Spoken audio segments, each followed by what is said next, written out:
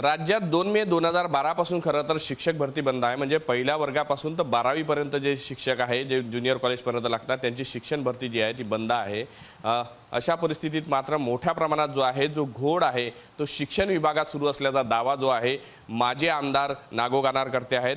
केवळ हा घोडच नाही तर जवळपास 200 कोटीपर्यंतचा हा घोटाळा आहे आणि याची SIT चौकशी केली पाहिजे अशी त्यांची मागणी आहे। यावरच बोलण्यासाठी आपल्यासोबत माजी आमदार जे आहे शिक्षण क्षेत्राचे त्यांच्याकडून जाणून घेऊ। नेमका काय आरोप आहे सर तुमचावाला? कशा पद्धतीने हा 2012 पासून भरती बंद असताना घोड झालेला आहे, घोटाळा झालेला? 2 मे 2012च्या शासन निर्णयान्वये राज्यातील शिक्षक पदाच्या नियुक्तीला बंदी टाकण्यात आली होती। या बंदीला न जुमानता या बंदीला फेकून देऊन संस्था चालकांनी हजारो नियुक्त्या केल्या।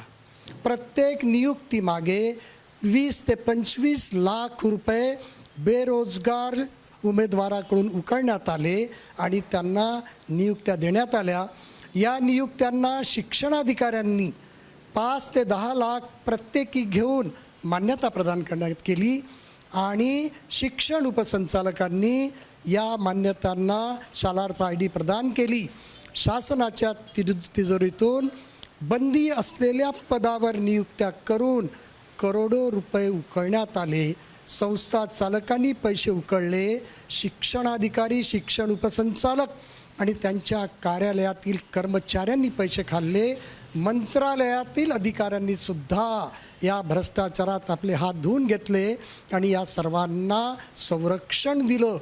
नागपूर जिल्ह्यात सोमेश्वर नेताम नावाचे शिक्षणाधिकारी होते प्राथमिक आणि माध्यमिक विभागात।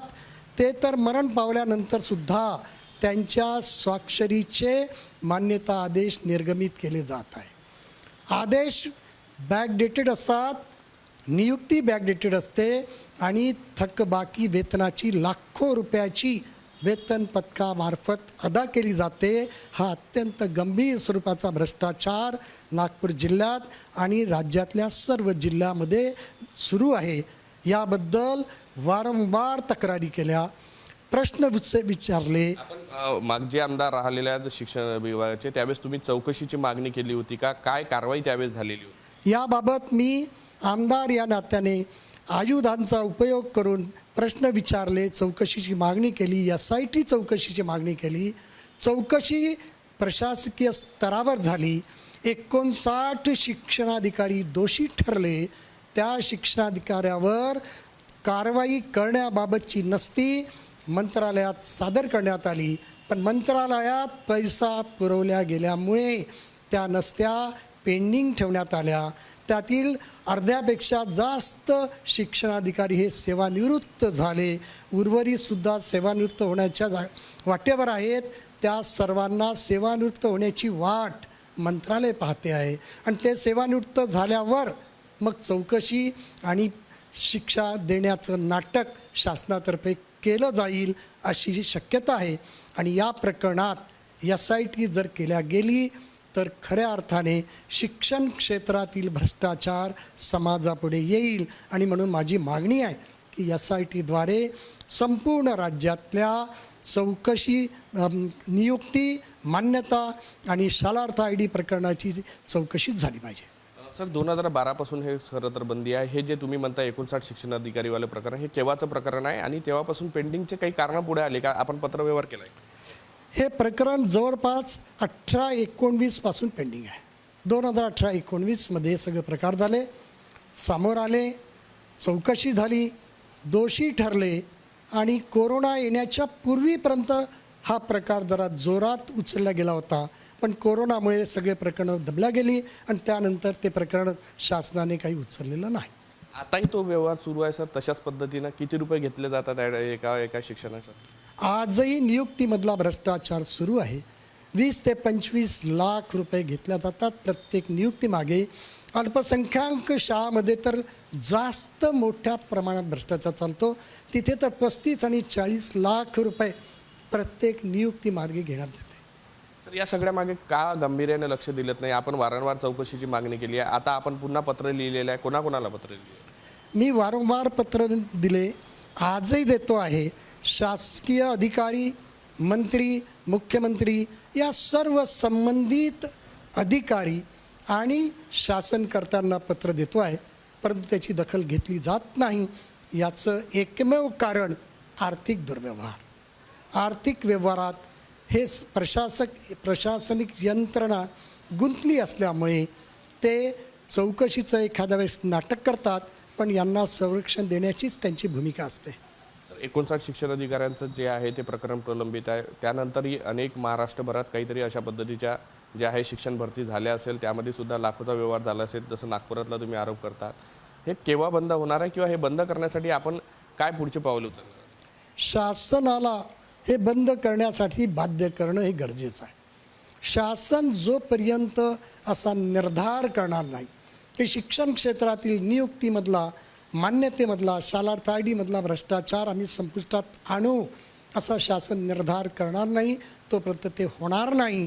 शासनाचं संरक्षण असेल तर हा भ्रष्टाचार बंद होऊ शकत नाही. आणि याकरता समाजाचा शासनावर प्रभाव असला पाहिजे आणि समाजाचा प्रभाव शासनावर व्हावा याकरता प्रयत्न चालू आहे. माझ्याकडून मी जागरूकता निर्माण करण्याचा आणि निवेदनाद्वारे शासनाची मानसिकता बदलण्याचा सातत्याने प्रयत्न करतो आहे. कितीशे कोटीचा हा सगळा व्यवहार असेल जो दबलेला आहे आणि मंत्रालयाच्या फायलींमध्ये जप्त आहे. अनेक प्रकरणं जे आहे ते स्थानिक स्तरावर असले त्याच्या नसत्यासुद्धा जाळल्याचा आरोप तुम्ही केला. खरं म्हणजे या प्रकरणात ज्या नसत्या असतात, ज्याला फाईल्स म्हणतो आपण, त्या नष्ट करण्याचा एक मोठी कार्यप्रणाली शिक्षण विभागामध्ये तयार केल्या गेली आहे. जेव्हा चौकशी करता अधिकारी येतात तेव्हा त्या नसतीच उपलब्ध नसतात, म्हणून शेकडो नसत्या या नष्ट केल्या गेल्या, जाळून टाकल्या असल्याचा संशय आहे. आणि या नियुक्ती प्रकरणात फार मोठा भ्रष्टाचार आहे. माझ्या अंदाजाप्रमाणे 500 कोटीपेक्षा जास्त भ्रष्टाचार आहे. आणि या भ्रष्टाचाराला तडा लावल्याशिवाय शिक्षणाचं पावित्र्य टिकणार नाही आणि शिक्षणातून प्रामाणिक माणूस हा घडणार नाही. आपण मुख्यमंत्री किंवा यांना एवढ्यात काही भेट घेतली आहे का? एवढ्यात काही पत्रव्यवहार झाला का गेल्या महिन्याभरात काही? या 1 महिन्याच्या पूर्वी झाला होता, म्हणजे 15 मार्चच्या पूर्वी.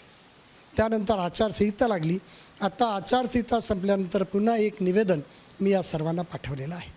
नक्कीच शिक्षण विभागात जो आहे मोठ्या प्रमाणात 2012 पासून शिक्षण भरती बंद असताना सुद्धा शेकडो कोटीचा घोटाळा झाल्याचा आरोप जो आहे माजी शिक्षक आमदार जे आहे नागो गानार यांनी केला आहे. त्यामुळे मंत्रालयात अनेक हे प्रकरण प्रलंबित आहे. यापूर्वी सुद्धा अशाच पद्धतीचं प्रकरण घडलेलं होतं, मात्र त्यानंतर चौकशीच्या नावावर ते प्रकरण बंद झालेलं आहे. पुढे काही झालं नसल्याचा सुद्धा आरोप जो आहे त्यांनी केला. त्यामुळे या प्रकरणात पुढे चौकशी होणार का? त्यांनी जी मागणी केली आहे SIT चौकशी ते पूर्ण होणार का? याकडे आता सगळ्यांचं लक्ष लागलं आहे. महाराष्ट्रातील सर्व बातम्यांचे विश्वासार्ह व्यासपीठ. सकाळच्या सर्व सोशल मीडिया प्लॅटफॉर्मला लाईक, फॉलो आणि सबस्क्राईब करा.